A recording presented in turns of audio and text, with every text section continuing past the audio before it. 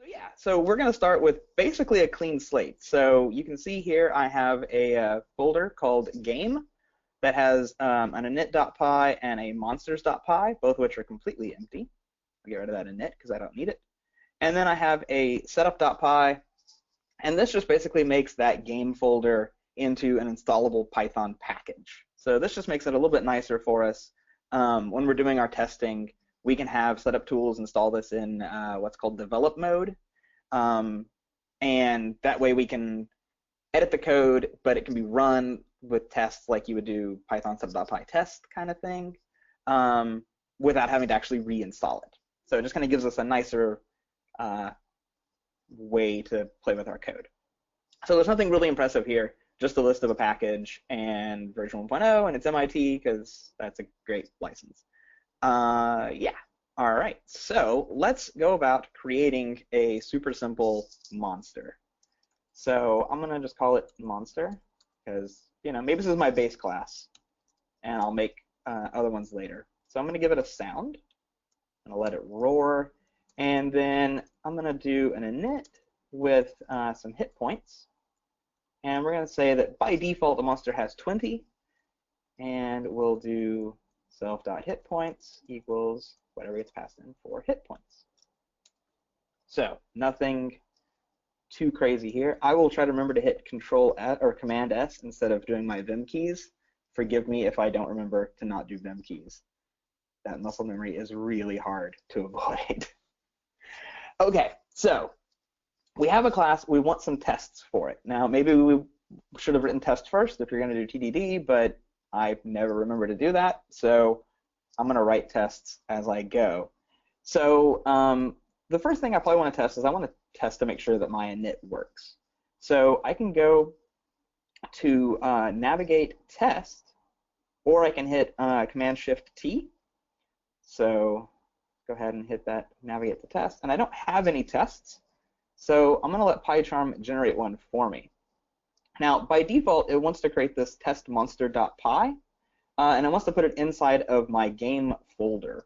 Now, ideally, I don't want it to be in my game folder. I want it to be next to my game.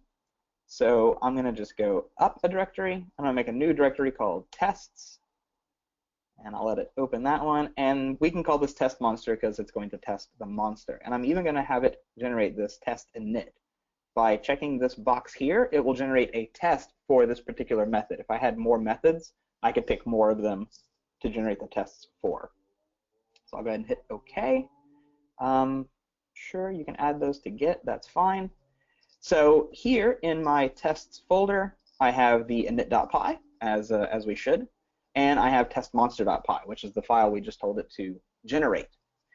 So it imports test case from unit test, which I'm actually going to change that because I just want it to import unit test because I might want to skip a test or mark it as failing or whatever. And then it generates a method for us to test this init. Now, Paul, correct me if I'm wrong on this. I think PyCharm has a bit of trouble generating the tests for PyTest or nose test at this point, but I know it does them well for unit test. Yeah, that's right. We are generating by default unit test case even if you set your project up to be under the control of PyTest. Can you go ahead and show them that? Go to Preferences. Yeah, I have that in my notes to do. Oh, I'm sorry. Okay. No, it's fine. We will get to this though. We will get to this fun little drop down in just a bit. But you're right that we should be generating, if you're doing PyTest, we should be generating tests that look like PyTest. Instead, we generate unit test looking tests. You know what the great thing though is PyTest doesn't care, and PyTest will run those unit tests just fine. Yep. So even if you want to use PyTest, it can generate unit test ones, and you won't have any problems running them. So instead of test init, I'm going to change this to like test defaults because that's kind of what we're doing. And I need to import my monster class, but I'm actually going to let PyCharm do that for me. So I'm going to say monster equals monsters.monster, and I'm going to do self.assert equal monster.hitpoints and 20. And now monsters hasn't been imported, so I'm going to do Option Enter, and I'm going to tell it to import game.monsters, and you can see it adds this from game import monsters line for me. So I have a unit test. Very simple unit test, nothing at all fancy here. And actually, let's see, we had a sound in there as well, right? So let's go ahead and make sure that that comes through. Nothing got changed there. So self.assert equal monster.sound and roar, because we don't want any of these things to change if we can help it. Okay, so pretty simple test. Let's add one more, and we'll call this custom hit points. And again, we'll do monster equals monsters.monster. And this time we're going to say that hit points equals 200. Maybe this is a boss or something. And again, monster and 200 on the assert equal. Oops. See those Vim keys? You get Vim in your head and it never leaves. All right, so I've generated the test cases. I've written a couple of tests. So now we need to run the tests. So there's a couple of different ways that we can run the tests. So we can go up here to, no, not tools, run. Nope, that'll run the file, sorry. We can right-click here in the file. That's it. And we can tell it to run the unit tests in test monster. We can also tell it to do some other things. We'll get to those in a minute. But let's just start with this run unit tests.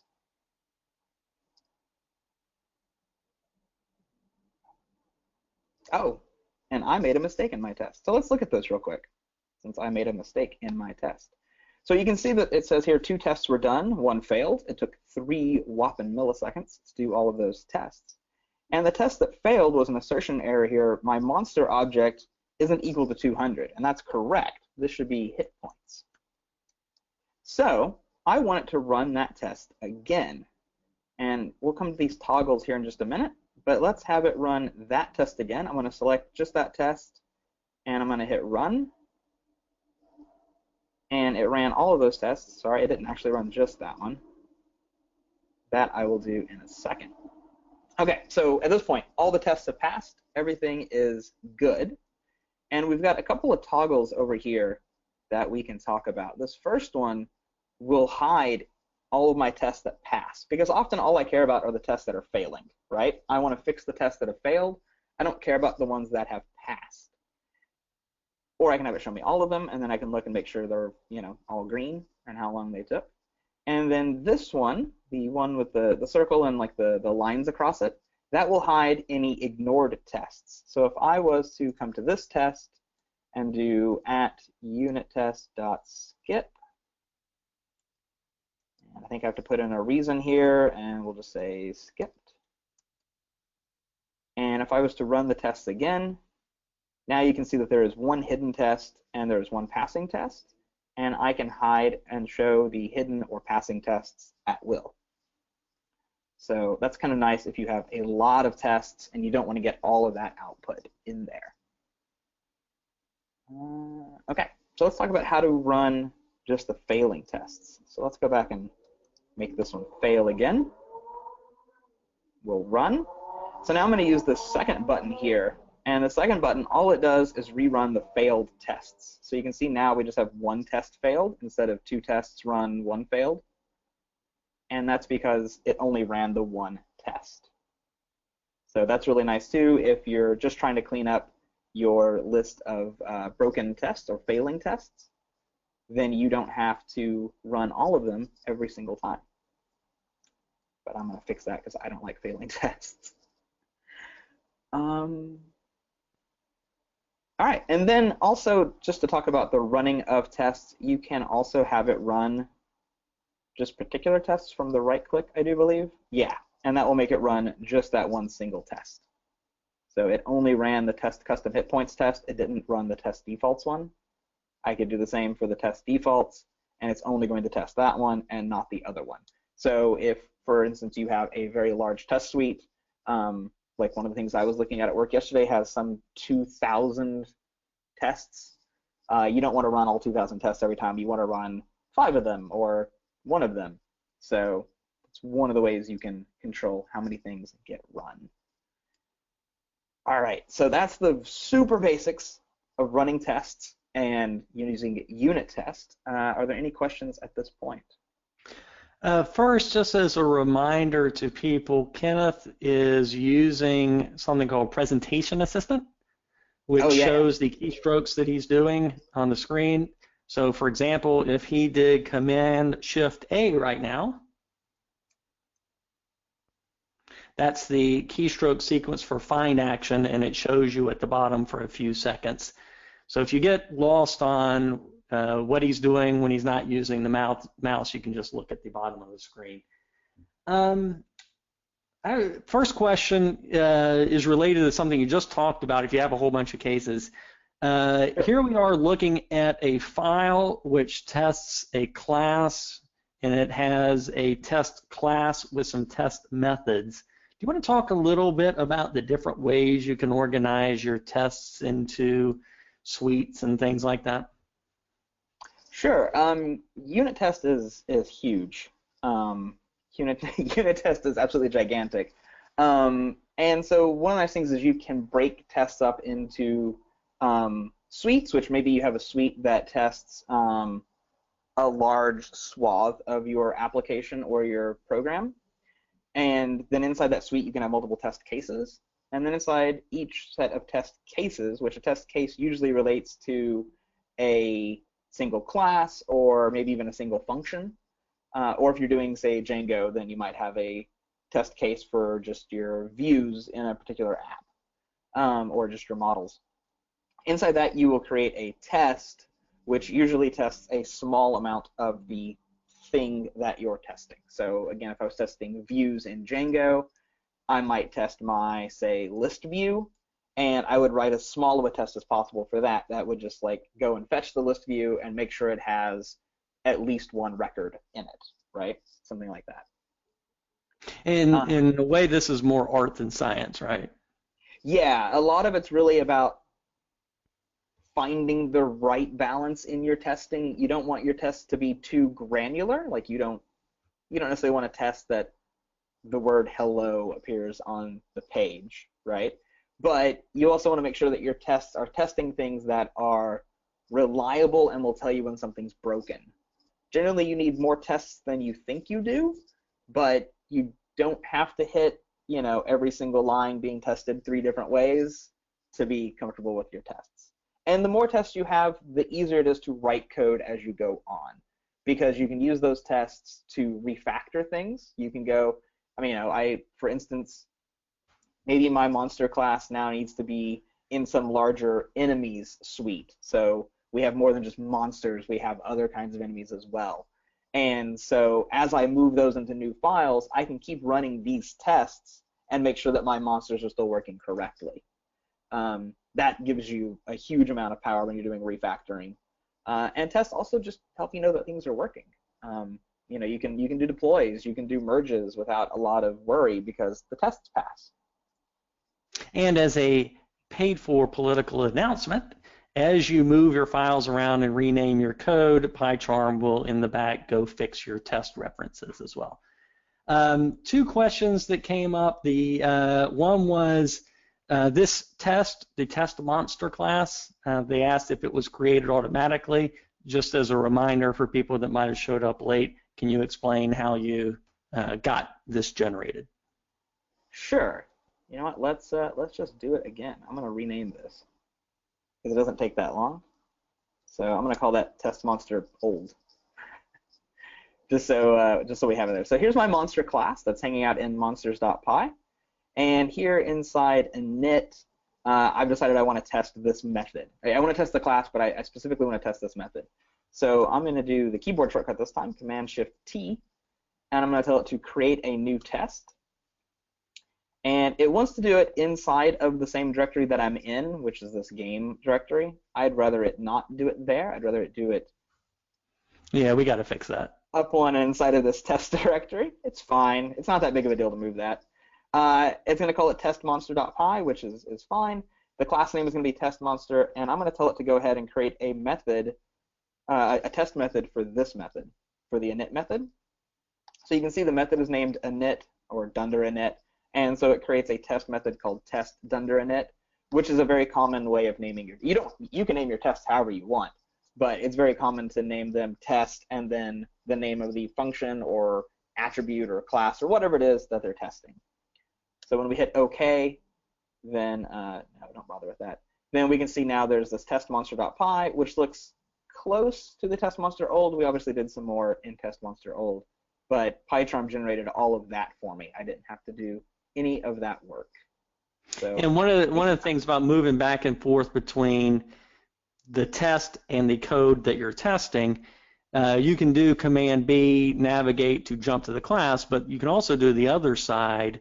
You can go from, if you're in monsters and you want to find the test for dunder init, that navigate thing that you were just doing will do that. Yep. Command Shift T will take me back and forth between them, which is really handy. Yep, I use that a lot. Another question was, you showed how PyCharm will generate a temporary run config to run this test, to run all the tests in the file or just one test.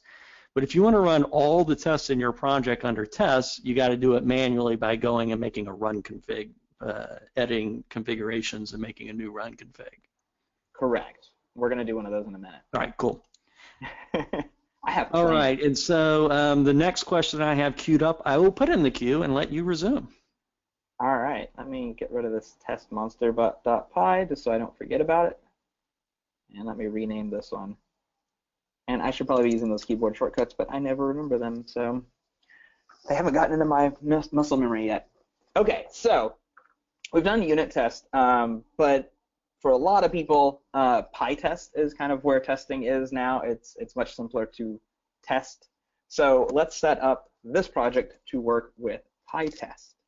So the first thing I'm going to do is I'm going to go into the settings, the preferences, and I'm going to go into the tools menu, and I'm going to go to the Python integrated tools. So these are just tools for working with Python, and you can see that these are listed here as for current project.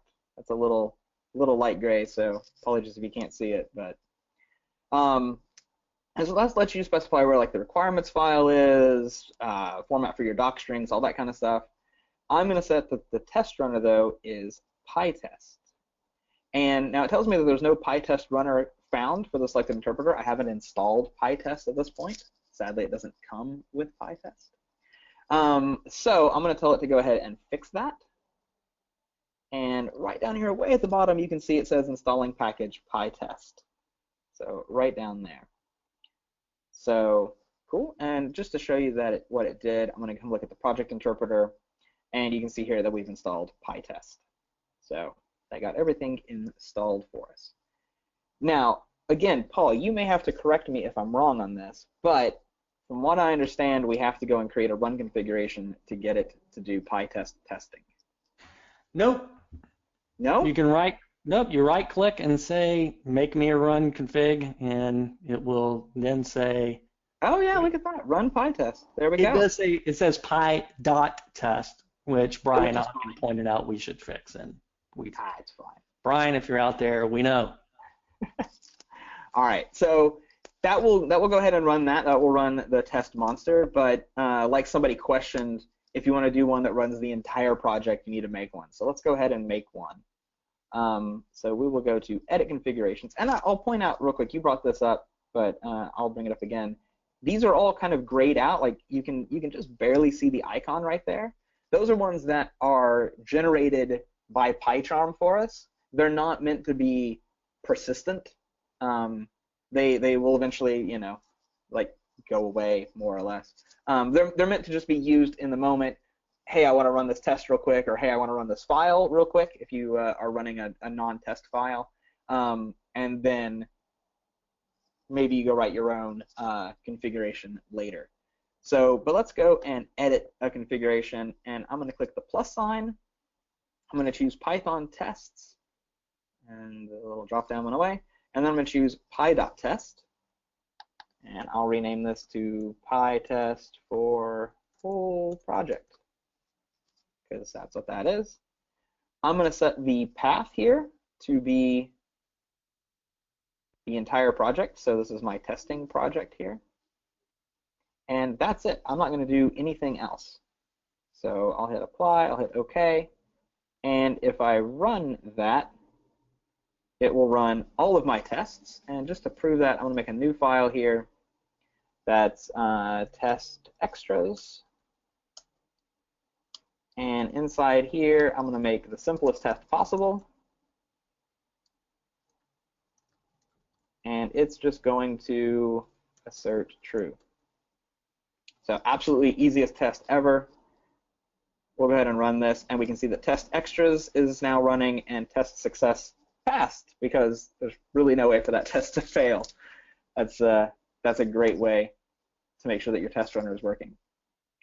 If you didn't succeed, if you didn't remember to do the fix command on your when you switch to PyTest, you can install PyTest through here. You can click the plus sign and tell it to install PyTest. You can also just do import PyTest, and if it wasn't available, you could do option enter, and there would be an option here to install PyTest. So just if you forget, I always like having extra ways of getting to that stuff. And if you were doing nose test or some other test runner, as far as I know, all of these steps would be exactly the same. I don't believe I have ever run a nose test in my life. So that's that. So, all right, so we've got the basics of PyTest down. I've got a few things I want to cover later, but first, questions, comments, concerns? Okay, we've got a question. You already got into it, but we can elaborate a little bit more. The question was, does PyCharm support other test frameworks beside unit test? They asked about unit test 2, nose, and PyTest. You showed that we do support the others. And in fact, if you go to, can you go to the edit run config and click plus to add a new run config? Mm-hmm. And then expand to Python tests. You can see that we've got several of those, but we also have support for behavior testing, which my colleague Ernst is a big fan of. Yeah, and it also knows how to run Django tests, and oh yeah, good point. And it'll run things through Tox as well. Yeah, the Tox support could be its own webinar, couldn't it?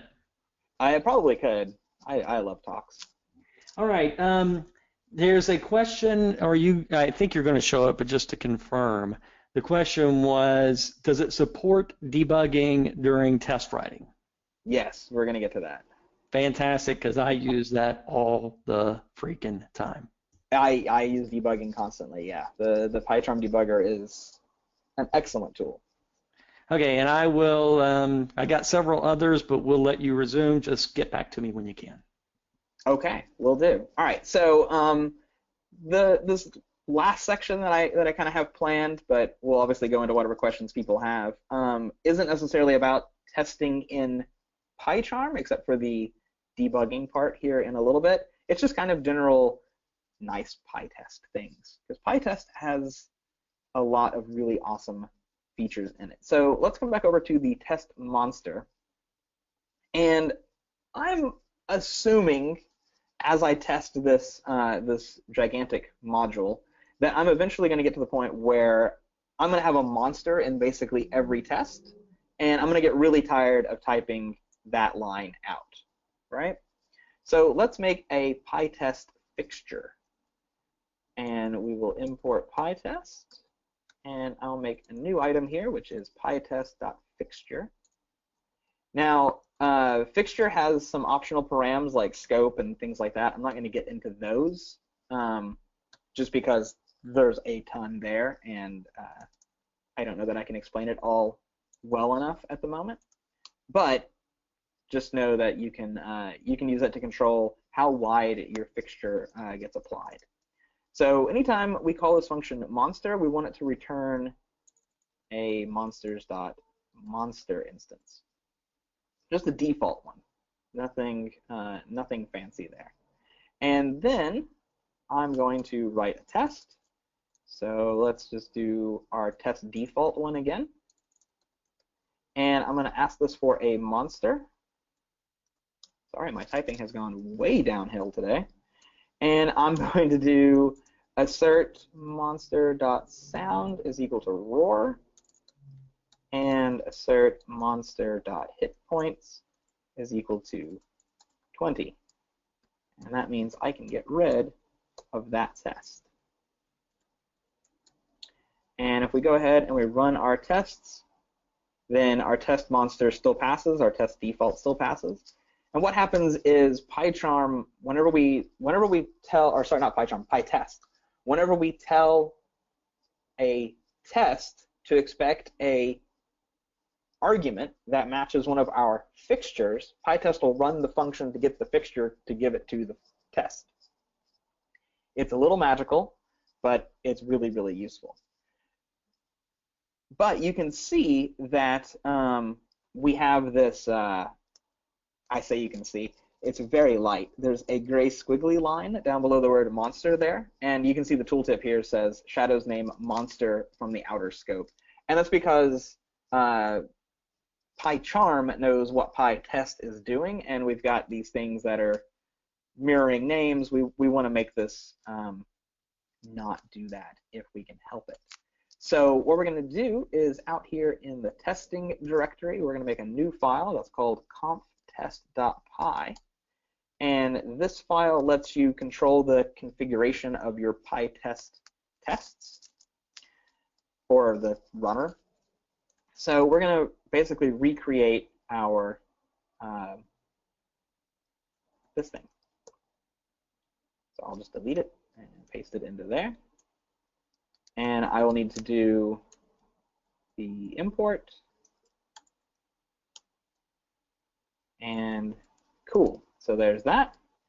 And now you can see in here, I don't need, I don't have to have the monster anywhere, and I actually don't need PyTest. So, oops. So I can just have PyCharm get rid of that for me. And now, make sure everything is saved.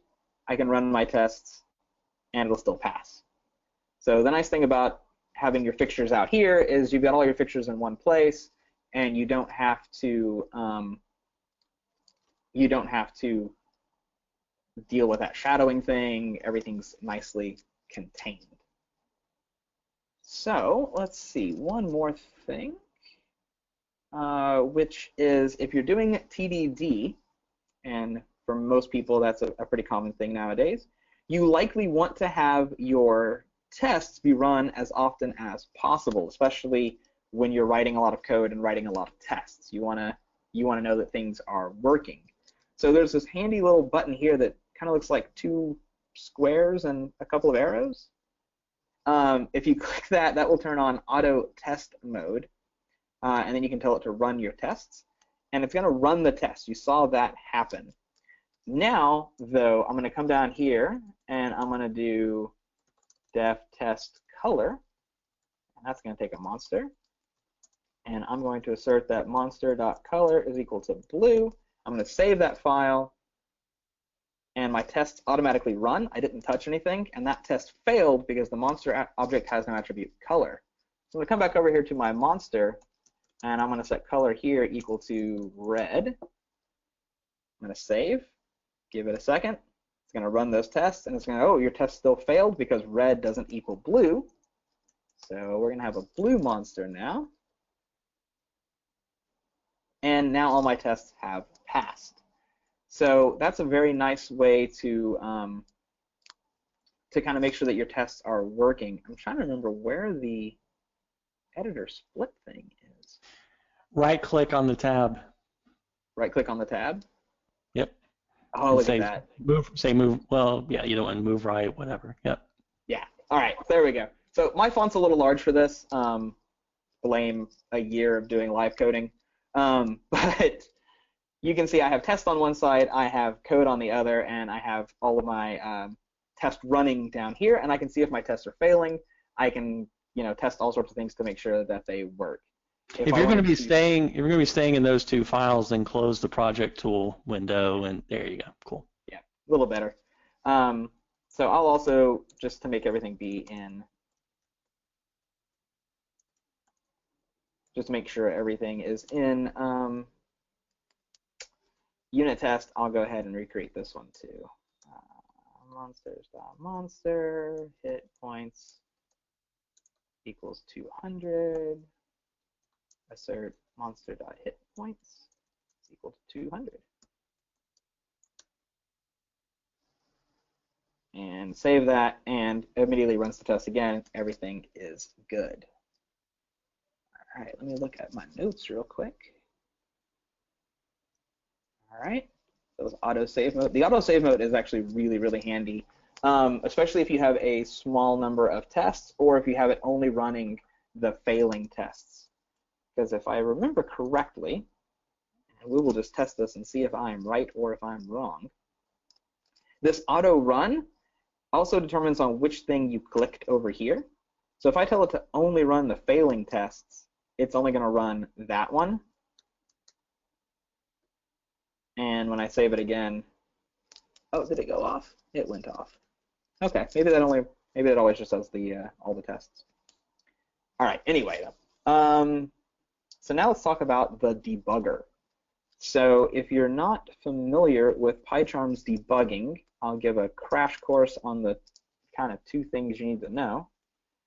One is if you click over here between the number and the left-hand rule, you will get this red dot and this red line. So that's a breakpoint. So you're telling your code, hey, if you reach this line, I want you to stop. I don't want you to do anything else. I want you to stop and let me see what's in here. The other thing you have to do, that's the first thing you got to do, is do that breakpoint. Second thing you have to do is you have to come up here and click this little thing that looks like a bug. So that is debug your PyTest run.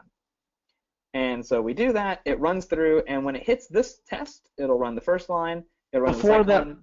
I'm sorry to interrupt you. Before that window goes away in the bottom right, can you explain to people what that is? Oh, dang. Will that be in the event log? It is. Yeah. Python debugger, yeah, so there is a Python extension that you can install, and that will make the debugging faster. So that's going to be using Python optimizations to make the debugging faster. So if you're worried about the speed of your debugging, if you feel like your debugging is going a little slow, not you actually debugging things, but how fast the code is running and being executed and inspected, then you can install that extension and it will speed things up, or it should. It would depend on what you were doing in your Python, but it should all be compatible with Python. Yeah. That will be especially true if you're doing scientific things like NumPy or Pandas or something like that, since those are all heavily C-based. All right, so we've run this. We've stopped at line 6. So before I get to this window down here, I want to show you a couple things up here first, which are these comments that suddenly appeared. Now, these aren't actually in your code. This is just PyCharm trying to show you stuff. Let's see if I can just put these back together. There we go. Cool. So we can see here that we kind of have nothing going on here, the py asserts. But here we can see monster, which is this variable here, this argument, is a game.monsters.monster object that lives at that address in memory. So that's really nice if we wanted to go and inspect the memory, or we didn't remember where that variable came from, like what module it was in, what method it was from, things like that. That's a very handy way for us to see what's going on. This is really great if you have a lot of variables. If you're only dealing with one argument like we are here, it's less useful. But if you've got 50 variables in this function that you're debugging, that can be very, very useful. So let's look down here at this debugger, and I do believe, Paul, you did a webinar on debugging, correct? Yes, and it was with games because games are fun. Right. All right. So I'm not going to go super far into this, but just kind of general idea of what's going on. We can see we have our monster variable here, which again shows that same memory address, and we can see what its attributes are. If we wanted to, we could pop in and evaluate an expression, like maybe we want to do monster.color, and we get that it's a blue string of blue. So this is, I use this probably more than I do anything else because I usually have a variable that's not acting the way I expect it to, and I want to see what happens when I call particular methods on it, or you know, divide it by 2 or whatever. So I find that really handy. And you can see the call stack here if you want to look through it, if you're worried that something got executed or didn't get executed. And then we can you know, step into code, step over code, whatever we need to do. We can go ahead and let it keep running, and then we want to go look at the run, so we see our tests all passed. And I'm going to take this out of here, and this is the thing I find the most useful. I can debug my test, right? So I can throw up a breakpoint in a test, and I can do whatever I need to do there. But I can also throw a breakpoint into my non-test code, and I can run the debugger again, and the breakpoint will still get hit. So to me, that's like really useful because I don't have to be on one side or the other. I can be on either side and still get to the information that I'm interested in. Because maybe I found through all my tests that I have a major problem with my class. Well, now I can go debug my class even though I'm thinking about testing. And again, we get all the nice little, you know, self and hit points and sound and color. Everything pops up nicely for us and tells us what's going on. All right, and then I'm going to stop that because I don't actually need to debug anything there. And let's talk about the last thing. First, though, I'm going to make a new method here that I'm going to call battle cry, because what good monster doesn't have a battle cry? And I'm going to return self.sound.capitalize. So, or actually, no, not capitalize, upper, because a battle cry has to be as loud as possible, right? Okay, so I've added a new method. I have not added a test for that method. So as you're writing code, one of the things that is really common is trying to make sure that all of your code is covered. And by covered, we mean there's a test for each thing that happens in your code. Not necessarily every single line, but every method would be covered. Every branch from an if would be covered, things like that. Now, for a lot of people, they're like, oh, I want 100% coverage. I think 100% is a magical number, which means it doesn't really matter. 75 is good, right? Get 3/4 of everything covered, and you're fairly confident.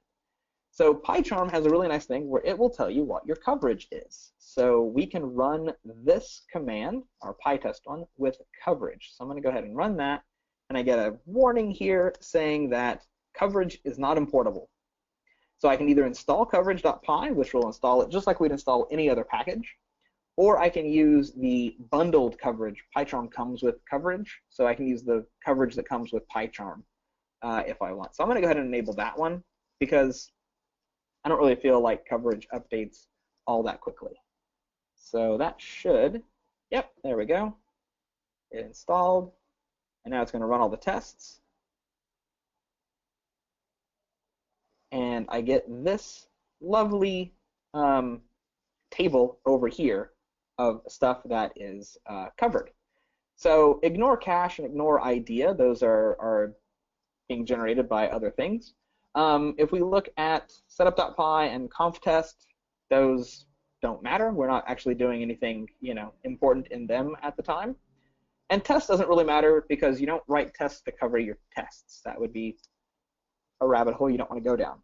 But if we look at game, we can see that 100% of the files that are in game have been covered, but we only covered 85% of the lines. So I'm going to double tap on that, and I can see that monsters has 85% lines covered. And double clicking on that doesn't do anything, but if I look over here in this sidebar, there are these little green, very light green lines that are next to my line numbers. Those show me the lines that are covered by tests. And where I don't have one of those lines is a line that isn't covered by tests. So battle cry is covered because Python parsed it and went, yeah, that method exists and it's a valid method. But the return line, line 9, is not covered because we never tested it. We never used it. So let's do something down here, and let's do def test battle cry. And we're going to take a monster on that one. And we're going to do assert monster.battlecry is equal to monster.sound.upper, because that's what it should be. So I'm going to rerun the coverage. I'm going to rerun the tests with coverage again. And now I get that game is 100% covered and monsters is 100% covered. And if I come look at it, everything, it still didn't get a green line. Anyway, everything is now covered. I've been told that it's all covered. So that's great. So yeah, any questions about debugging or coverage or fixtures? The first one is from a little bit earlier. Somebody asked to show one more time what's the keystroke sequence or menu sequence to generate a test from a line in your code? Sure. So Command-Shift-T would let you go to the test if you already have one, or you can tell it to create a new test, and then you get to go through this little wizard that specifies where the files go, what method you're going to test, things like that. So you would choose that you want it to go into, say, the tests folder and into the testmonster.py, in the class testmonster, and you want to test battlecry, and that will add in a unit test for battlecry. Next is a kind of question a little bit independent of these, but it's about coverage. How does coverage know what lines were executed by the test and therefore covered? Is this something you have a background in, or you want me to answer it? I have a brief knowledge of how it works. But if you've got a better answer, you go for it. The way I understand it is it basically it literally keeps a log of which lines have been called and which ones haven't. But that may be a simplistic understanding of it. Yeah, it's a pretty sophisticated system because you can install the coverage stuff and you have a choice between slow and effective or fast and less effective. And when the coverage runs, as you on your screen shows, it knows which branches were executed. And there's also in coverage the ability to show that one branch got hit and another branch didn't. You got the little gutter icons over there. If you mouse over the lighter shade blue or green to the left, it will tell you if you click on it, or right click on it rather. Right, some coverage information. And if you didn't have good coverage, you don't have to go look over in that panel and dive down. You can just stay focused on your code, and it will give you different colors telling you different coverage information. Right. Let's see, we have a question about, is it possible to inspect memory, program usage of memory in the debugger? That I don't believe is possible. We can do profiling, and you showed visual testing combined with visual debugging and visual coverage. There's also something to be said for using your test suite to generate profile information as your test code runs and to find hotspots that your test code uncovers. So you probably don't have that set up, but one thing that's possible is to run your test not under the test runner, not under the debugger, not under the coverage, but as you show here, under the profiler. Right. And that'll give you statistics and a call graph so you can kind of see how everything is connected. Yeah, I mean, in theory, your test code should test all of your code, right? In theory, it would call everything. Now, obviously, it ends up calling, I mean, like you can see here, we're calling import, right? And we're spending through 435 milliseconds on import. Now, you can optimize that. You can reconfigure how your imports are done, but like you're not going to avoid import, right? Yeah. So, you know, some of these things aren't going to be as useful as others, but a lot of the stuff is very handy. And to answer a question that just came up about coverage, we can also support branch coverage and showing it visually that one branch got covered, one branch didn't, and then the gutter decoration will tell you about that. Let's see. Oh boy, lots of other questions. A couple of points I wanted to bring up about PyCharm usage. You talked about saving the file and then the auto-run triggers. You actually don't have to save. PyCharm has kind of that virtual file system things going on. It does the, yeah, I forgot about that. It does the auto-run thing. Yep.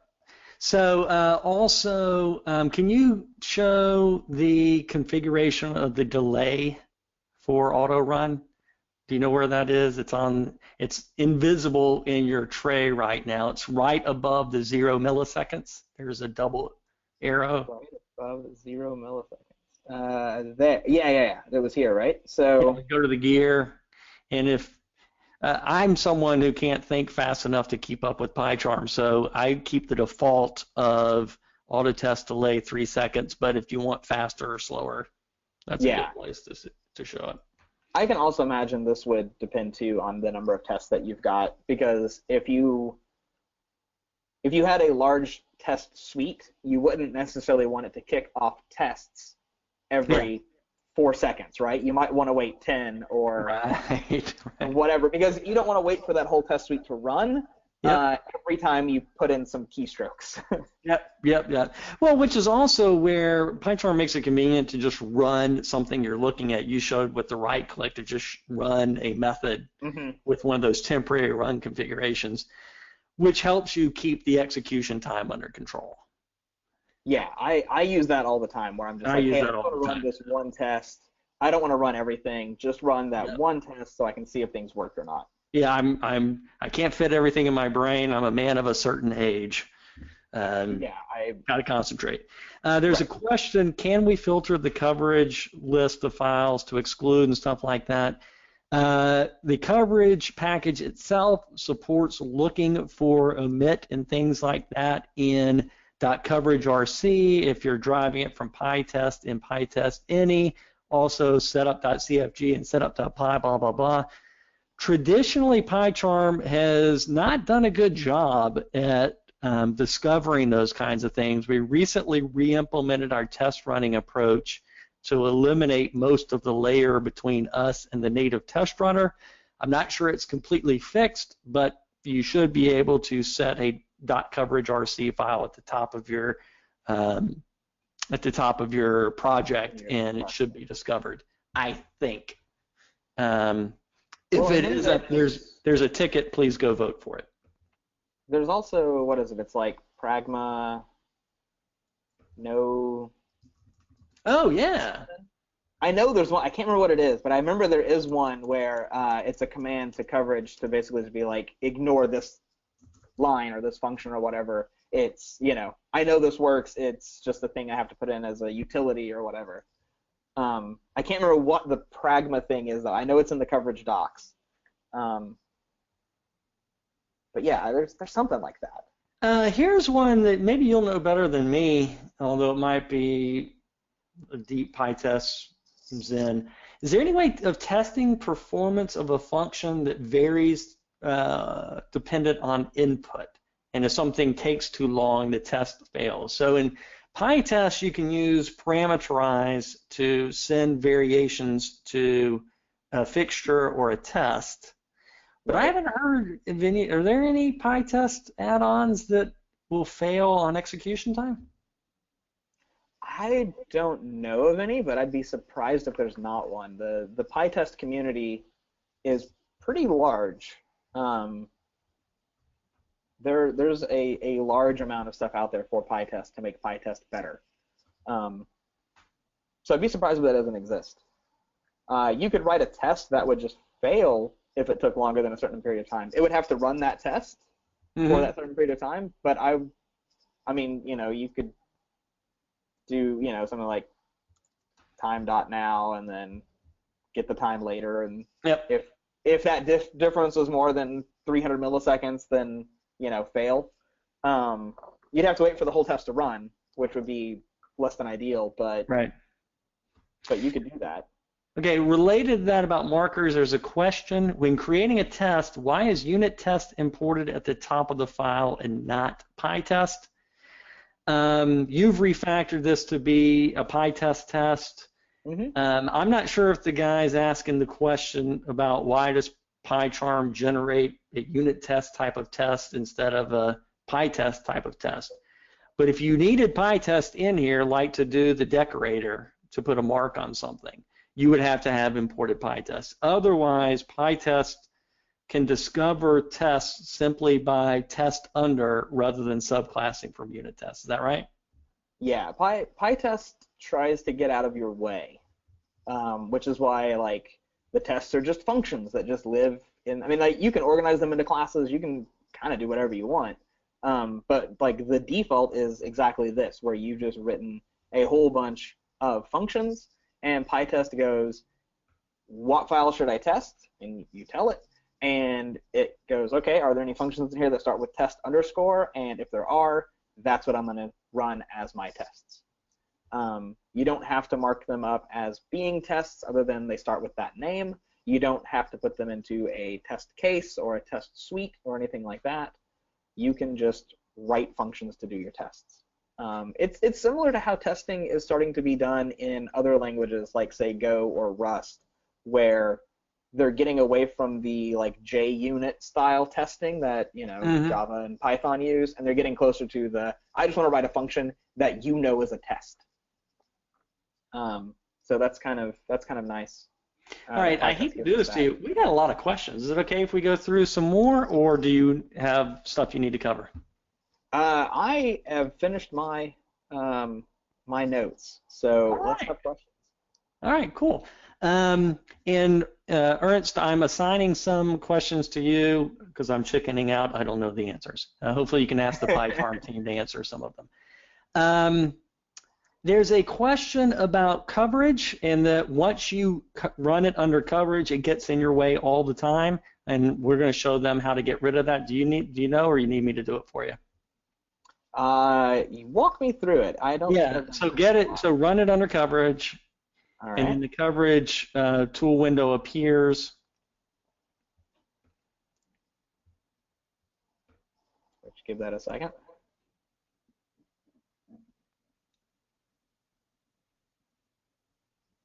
And then you see the red X. Mm-hmm. You click that, it deletes the coverage information from that run, and the gutters, for example, disappear. Right. And then from then on, when you run it, don't click the coverage button again. Click the just click the run button or the debug button or whichever one you need. Yep. It's impressive too, how long coverage takes compared to running just normal tests too. Yeah. Test, it's 1 millisecond. Coverage was 5, which doesn't seem like a lot, but 500% is a big jump. When creating a PyTest test, why is the test class name mandatory? I think. Oh, so like this, why does it? I think that's what they test mean. Underscore. Yeah, I think that's. Yeah, I think it's convention. I mean, it's required by PyTest, but the reason they do it is because it's convention for test functions to start with test, and it's obviously also how PyTest filters the file looking for tests. Right.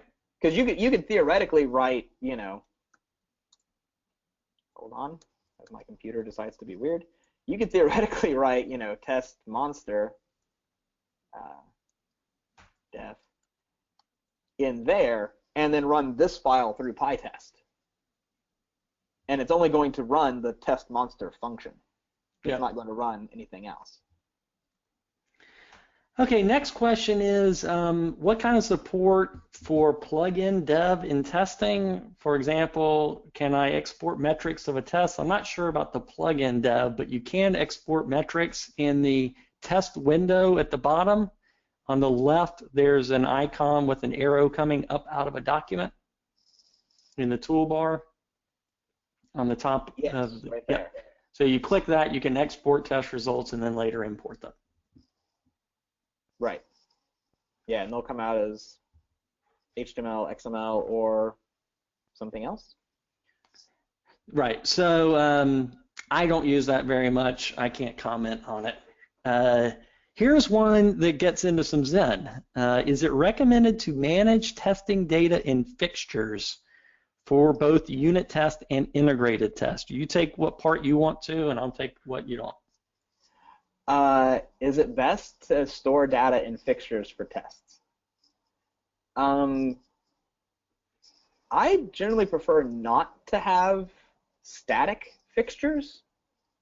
Like Django has a thing where you'll export data to a fixture, and the idea used to be like you'd use this for transferring your database from your dev server to like your production server because you wanted your super user or whatever, right? And those are great until, say, like your model changes, and then now your fixtures are all completely wrong. The way that PyTest does fixtures is a little better because they're more of a dynamic fixture, because you can do anything you want inside this function as far as Python's concerned, and that'll be your fixture. So you can introduce randomness or failure states or whatever. So I generally prefer not to have static fixtures for tests. Yeah, and something I got from Brian Ocken's book that just came out about PyTest is this pattern. I think he actually puts it in comments. Each test should say, like, why, what, and expect. I don't have those three things right. But it's what are your inputs, what are your testing, and what should be the expectation. And try and get so much of the noise out of your test by moving it to a fixture. For me, when I try to move my fixtures up and reuse them in conf tests, I wind up adding so much crap into them that I can't remember what goes where. So I'm pretty careful about trying to get reuse, and I'm just doing it for focus. For integration tests, I'm doing integration tests on a Sphinx extension using something built into Sphinx, and it all works really well. You just have to think long and hard before clicking run, just because it's a time hit. But it has the same kind. PyTest has the same kind of pattern of fixtures and all that other stuff. Do you want to comment any about integration tests and like Django bootstrapping and stuff? I guess for like integration tests, like end-to-end testing, right? Like the entire request response cycle or something like that. I generally tend to do those. Generally, I tend to test Django as unit test instead of PyTest. And I'll have a setup method that generates, say, a user or whatever record I'm testing. And again, it's to kind of get away from having those static fixtures and to get closer to having something that can live and grow as the whole project grows. So yeah, I approach the integration test just like I would approach a unit test. Yeah. All right. It's either Marcello or Marcello and Andrew both pointed out the whole test under is for test discovery. PyTest has, and other test runners have a sophisticated algorithm for finding tests that out of the box everyone seems to use test under, but you can configure that and change locations and stuff like that. Yeah, I wouldn't be surprised at all that you can change things for PyTest. Yeah. Just because you can doesn't mean you should. Everybody uses self, even though you can name it whatever you want. Right. But it's way less overhead to just stick with those conventions. Yeah. You don't have to remember that, oh, I don't use test here, I use science. Yeah. Right? Like, cool, but I have to remember that. Oliver pointed out that what I was looking for on Brian's convention for comments is given, when, then. So Brian has 3 lines of comments in each test. One line says given such and such, when such and such, then such and such. So you can remember via a comment later what this test was about. And anything that doesn't fit into that, you try and move out of the test into a fixture. Sure. I mean, that's kind of approaching testing like user stories, right? Yeah, right. As a user, as well, when I click this, I expect this. So, yeah, and that makes a lot of sense because generally that's what you're testing, right? If I have a normal everyday monster, what does it have? Right. So, given a monster, it should have this, blah, blah, blah. Yeah. And you write so many tests that you need a little help to remember what the heck you were doing. Anatoly has a question. I'm new to Python and Python's unit tests. Is it possible to have some kind of quote-unquote theory where you could put multiple sets of data into the same test? I would guess that this is, the first step is pytest.mark.parameterize. If you're familiar with that, Kenneth? I can't say I am. I think I've used it once or twice. That's right. You do more unit tests than PyTest. I do, yeah. I'll give you a hint at it. Go on the line above one of the tests. Okay. And type et to make a decorator, PyTest. And then do Alt-Enter to import that.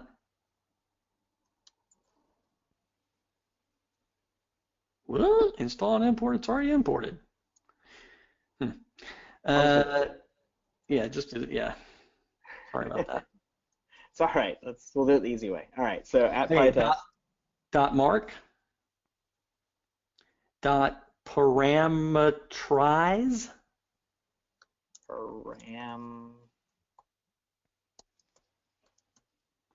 And what you can do here is say the set of inputs that this test is expecting can come from this sequence of things. So let's say that, say quote monster, put monster in quotes, and then after that make a sequence, make a list.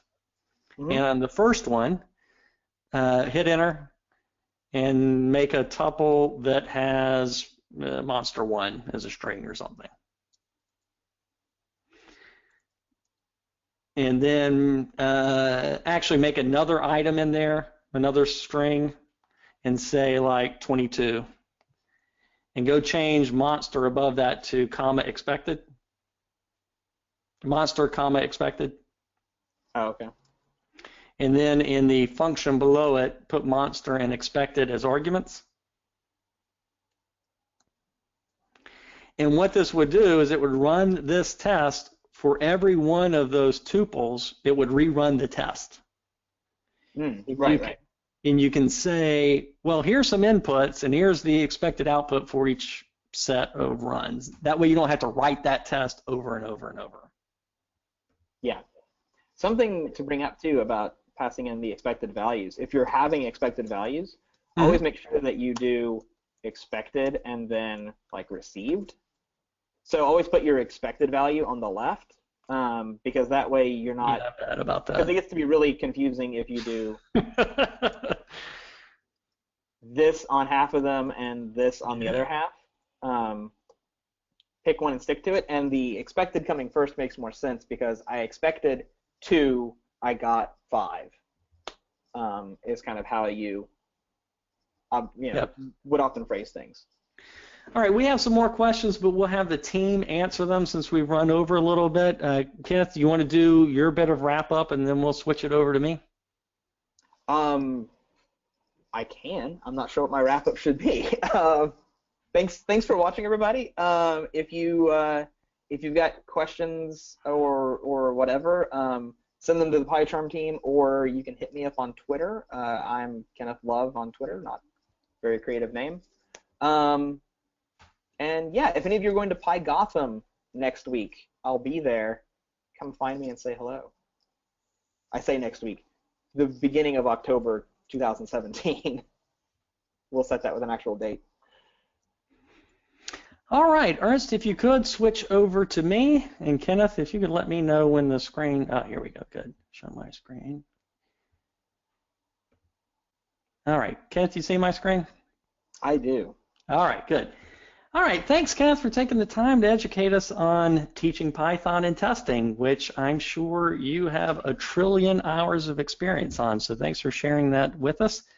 If any of you have any questions later, please don't hesitate to reach out to us by email or social media.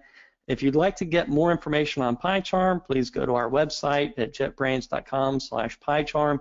You'll find some links to videos and things like that, including a getting started video on our YouTube channel about testing. We'd love some feedback about this webinar, so feel free to contact us on Twitter or in the after webinar survey. Please fill that out. It really helps us decide what to show next. The recording will be made available on our YouTube channel soon.